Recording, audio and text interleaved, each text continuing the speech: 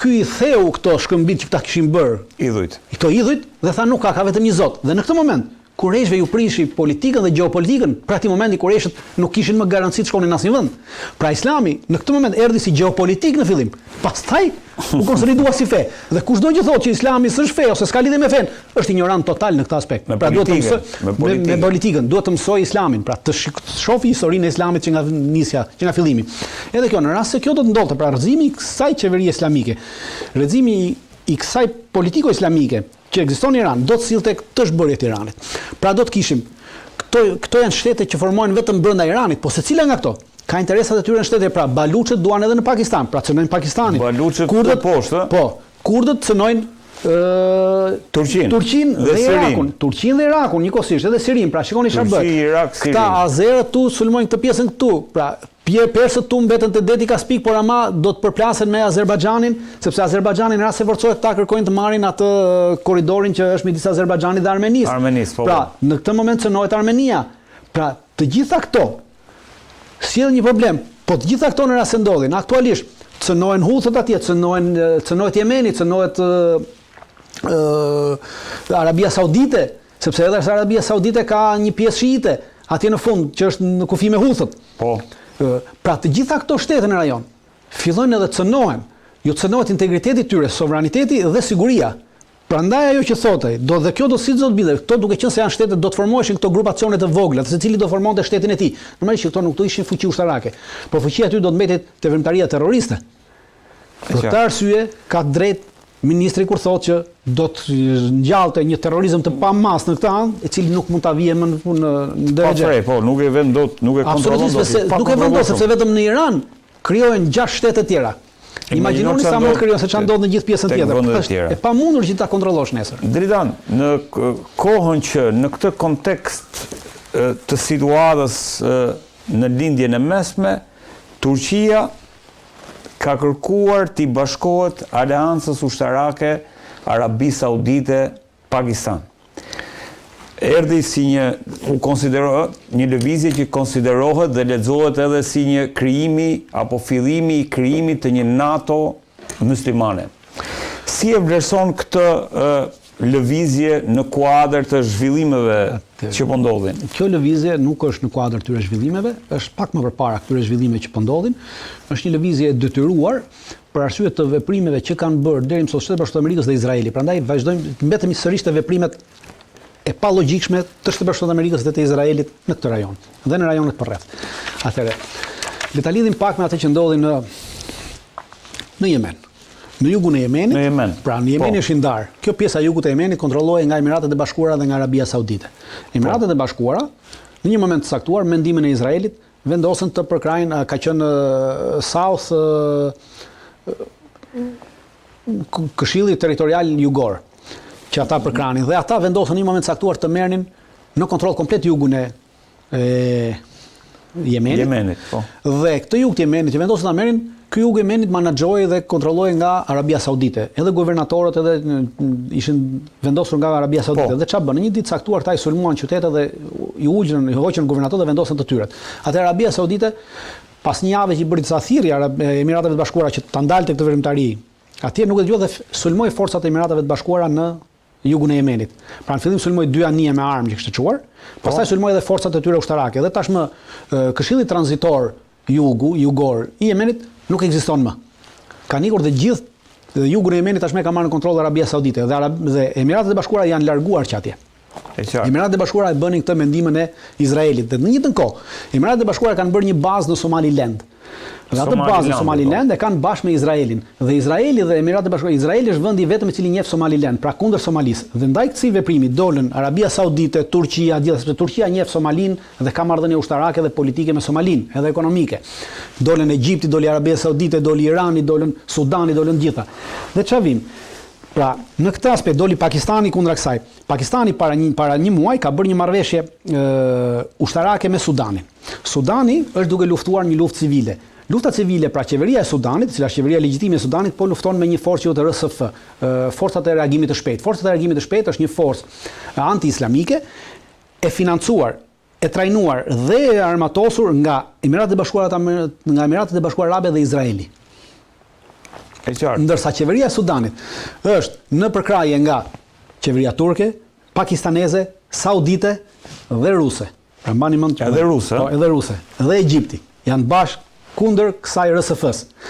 Pra tashmë kemi një vendosje midis, pra Emiratet e Bashkuara dhe Izraeli, Emiratet e Bashkuara veprojnë si dora e zgjatur e Izraelit në rajon. E qartë. Totalisht. Pra janë bërë argatët e Izraelit, Emiratet e Bashkuara Arabe. Dhe së bashku këta po mundohen të shkrijojnë këto probleme. Dhe ç'a bëjmë? Të njëjtin problem kemi edhe në Libi. Në Libi kemi dy grupe. Kemi ushtrinë kombëtare libiane, e cila i përkiste qeverisë të njohur nga Kombet e Bashkuara, dhe pjesën tjetër është ajo ushtria që ndodhet në Benghazi, që i përket Halifa Haftarit, generalit Halifa Haftar. Në fillim turqit ishin me qeverinë kombëtare libiane, dhe kjo ishte deri me datë 23 dhjetor të 2025-s, pra këtij dhjetori që lan pas. Po. Pse deri me 23? Sepse personi kryesor i cili ishte personi kryesor i turqëve në këtë ishte komandanti i kësaj ushtrie, pra shefi i shtabit të kësaj ushtrie. Por me datë 23 dhjetor, shefi i shtabit të kësaj ushtrie, së bashku me zëvendësin e tij dhe 3 oficerë të tjerë të lartë të këtij shtabi, u vranë. U vranë në Turqi dhe kjo ishte pikërisht, u vranë në Turqi ranë me një avion që kishin ardhur pas një vizite një javore që u konsideroa vizitë shumë e suksesshme. Dhe këta u vranë. Në momentin që u vranë, ata që morën në dorë menjëherë ushtrinë pas vrasjes të komandantit lart të ushtrisë, pra komandantit të ushtrisë, bën marrëveshje me Emiratet e Bashkuara Arabe dhe me Izraelin. Për armatim dhe për trajnim. Po. Dhe një pjesë të armatimit ja kalojnë forcave të ndërhyrjes shpejt para RSF-s në Sudan, sepse kalon kufiri atje. Ato janë të armatosin. Dhe në këtë moment Turqia vendosi të bëhet me Halifa Haftarin. Por prej fillimit të luftës në Libi, Halifa Haftari është njeriu kryesor i Moskës në atë territor. Pra Moska ka vendosur baza ushtarake në Libi te zona e Halifa Haftarit dhe në dhjetor 2025 Halifa Haftari ishte për vizitë në Moskë, në Kremlin. Pra, dhe tashmë vim sërish, pra, Emiratet e Bashkuara dhe Izraeli janë në Sudan. Emiratet e Bashkuara dhe Izraeli janë në Libi. Emiratet e Bashkuara dhe Izraeli janë në Somaliland. Emiratet e Bashkuara dhe Izraeli ishin në Yemen. Emiratet e Bashkuara dhe Izraeli janë edhe në Gaza, edhe janë bashkë edhe në Gaza, sepse Emiratet e Bashkuara financonin këto grupet që luftonin kundër Hamasit në Gaza. Po. Pra, dhe tashmë çfarë kemi bërë? Kemi këtë aleancën midis Saudis dhe pakistanezëve në fillim. Pse se pakistanezët janë me Halifa Haftarin, pra kanë çuar armatime, janë me Sudanin, në Libi, janë me Sudanin, kanë çuar qeverisë sudaneze dhe biles para një jave bën një marrëveshje për 1.5 miliard dollar armatime, ndihma, armatime të gjitha që do japin qeverisë për Sudanin. Qeveria pakistaneze është me Somalin dhe ka dalë kundër Somalilandit, pra dali sepse po të përkrajnë shtetet e vogla që dalin, atëherë ju dalin probleme me këto, me Baluchistanin, me këto tjerat. Pra kjo aleanca që është bërë, Saudi-Pakistan, normalisht aleanca është ofruar dhe Turqia që të futet, sepse interesat geostrategjike të Turqisë puqen me interesat geostrategjike të Pakistanit, të Arabisë Saudite, në të gjithë rajonin e lindjes mesme. Pra të gjitha vendet që përmenda. Dhe në të gjitha këto është edhe Egjipti. Pavarësisht se Egjipti për momentin nuk ka shprehur asnjë lloj deklarate ose nuk është shprehur për të bërë pjesë e kësaj aleance. Por në momentin që kjo aleancë treshe krijohet, keni të bindur që edhe Egjipti do të bëhet pjesë e kësaj aleance, sepse interesat geopolitike dhe geostrategjike në rajon ju puqen të gjitha bashkë. Dhe të katra këto bashkë, pra Saudia, Pakistani, Turqia, Egjipti, puqen me interesat turke në rajon. Pra në gjithë geostrategjinë, sepse në fillim kanë qenë me interesat ruse në rajon, sepse rusët kanë qenë në fillim në gjitha, pra rusët në Somali, rusët në Sudan, rusët në Libi, rusët në Yemen me Huthët, pra totalisht janë rusët gjithandej në këtë aspekt. Dhe kanë qenë rusët mbështetësit kryesorë dhe më pas u bën sauditët, pasi arritën marrëveshjen me Huthët, pra dhe pasi arritën marrëveshjen me Iranin, pra pasi bën paqe me Iranin dhe me Huthët dhe vendosën marrëdhënie diplomatike me ndërhyrjen e Kinës. E Kinës, po. Pra, po Kina është aleati i Rusisë, pra shihni ku luhet, pra geostrategjia, geopolitika që luhet në këtë rajon, automatikisht edhe Arabia Saudite u bë pjesë e këtyre interesave geopolitike dhe geostrategjike në gjithë lindjen e mesme. Normalisht i intereson edhe Pakistanit kjo, pra u fut edhe Pakistani në këtë lojë, sepse Pakistani ka interesat e veta të rrugëve që kalojnë, sepse gjitha rrugët që kalojnë, rrugët detare kalojnë në këtë territor, dhe ky territor duhet mbahet nën kontroll për arsye se e ndihmon Pakistanin për tregtinë e tij, sepse sepse nga India nuk ka nga merr, nga ato tjerë. Pra edhe Irani ka interesa Pakistani, qoftë interesat e lidhjeve geopolitike, qoftë interesave ekonomike, plus edhe interesave kombëtare, sepse janë baluçët ato duan ta shkatërrojnë Pakistanin edhe pra Pakistani rrezikohet nga hindut. Në këtë rrezikohet kontrollohet nga baluçët e tij. Por në një anë këtej mund të merret vesh me Iranin shumë kollaj, dhe me Indin nuk mund merret vesh dhe e mban në territor që vazhdon lufta atje. Prandaj cënohen, duke qenë se këtyre këto vendeve ju cënohen interesat e tyre. Pra, edhe kjo pjesë. Pra, pse Arabia Saudite? Arabia Saudite gjithë kjo pjesë këtu është e banuar me shit. Gjithë kjo pjesë këtu. Po. Gjithë ky vargu këtu. Dhe në rast se do të ndodhte, pra, një përplasje e madhe, në rast se do të ndodhte ajo, Arabia Saudite rrezikon ta humbasë gjithë këtë pjesën këtu. Kjo zonë këtu është me shiit. Është banuar me shiit. Vazhdimësi e hudhëve. Vazhdimësi e hudhëve, se Jemeni shumica janë shiit. Ka një pjesë e mirë këtej sunit, po ka edhe shumica janë shiit. Pra, dhe këta shiitët ndihmohen nga Irani. Pra, nga Irani që ashtu. Pra kemi këtë, dhe këtu kemi Somalin, Sudanin, Eritrea, Sudani, pra dhe Sudani. Aktualisht Sudani ka bërë një marrëveshje me qeverinë ruse që ta marrë Port Sudanit për ndërtuar një bazë ushtarake detare ruse në këtë aspekt.